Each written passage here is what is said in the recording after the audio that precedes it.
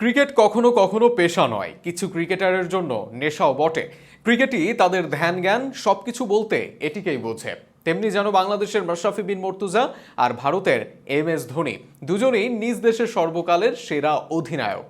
পাশাপাশি দুজনেরই বয়স হয়েছে, শরীরও ভারী হয়েছে, কিন্তু ব্যাট বলটাকে এখনো আপন করে রেখেছেন।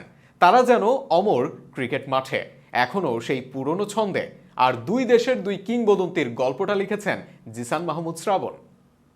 জীবনের প্রতিটি দায়িত্বরই অবসান ঘটে, নিজ জায়গা ছাড়তে হয়। শরীরটাও নাকি একটা সময় নুইয়ে পড়ে, পথটাও নাকি ফুরিয়ে যায়। কিন্তু মাশরাফি বিন মর্তুজা আর মহেন্দ্র সিং ধোনির বেলায় যেন সব ভুল, এই সব কথা মিথ্যে। ক্রিকেটের প্রতি ভালোবাসা, মায়া আর বন্ধনের টান বারবার তাদের নিয়ে আসে, ফিরিয়ে আনে আবারও 22 গজে। হয়তো আদর্শ ভালোবাসা এটিকেই বলে। 7 বার পায়ের আঘাত নিয়ে সব মিলিয়ে 11 বার অপারেশন থিয়েটারে গেছেন। আজ থেকে 1 যুগ আগে জগৎ বিখ্যাত ডাক্তারও বলেছিলেন আর ক্রিকেট খেলা যাবে না। কিন্তু কে শুনল কার কথা? সেই মাশরাফি আজও মাঠে দাপিয়ে বেড়ান, সেই তরুণদের মতোই খেলে যাচ্ছেন। কলার উঁচিয়ে এখনও প্রতিপক্ষ ব্যাটারদের বল হাতে শাসন করছেন। এটিকেই বোধহয় বলে ভালোবাসা, ফিরে আসা আর থেকে যাওয়া। শুধু যে ক্রিকেট তেমন নয়, জাতীয় দলের বাইরে থাকলেও ঘরোয়া শীর্ষ লিগগুলোতেই খেলছেন তিনি। চলমান DPL-এও খেলছেন প্রায় সব ম্যাচ। নামের ভারে নয়, বরং পারফর্ম করে দলকে জেতাচ্ছেনও দারুণভাবে। অথচ বয়সের দিকে তাকালে মনে হয় তার পথ ফুরিয়ে গেছে বহু আগেই।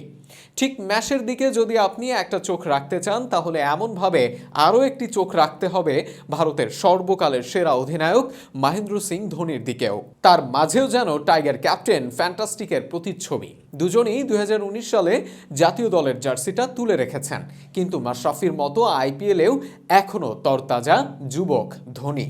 গত ম্যাচেও যেভাবে শেষ ওভারে হার্দিক পান্ডিয়াকে ছক্কাগুলো মারলেন, কে বলবে এই লোকটার বয়স 42-এর শেষের পথে? এখনও তরুণদের মতোই পারফর্ম করছেন, নিজ দলের ভরসার নামও তিনি। তার দিকে তাকিয়ে চেন্নাইয়ের সাফল্য, আর এটিকেই বোধহয় বলে ভালোবাসা, ক্রিকেটের প্রতি নেশা। ধোনি স্বীকৃত ক্রিকেট খেলা শুরু করেন 1999 সালে, অর্থাৎ 25 বছর আগে। আর মাশরাফি শুরু করেন 2001 সালে, মানে প্রায় 23 বছর আগে। অথচ এখনও দুজনেই খেলে যাচ্ছেন, শত বাধা বিপত্তি পার হয়ে 22 গজের ঘ্রাণে বারবার ফিরে আসছেন। সেখান থেকে বলাই যায় দুজনই যেন অমর ক্রিকেট মাঠে।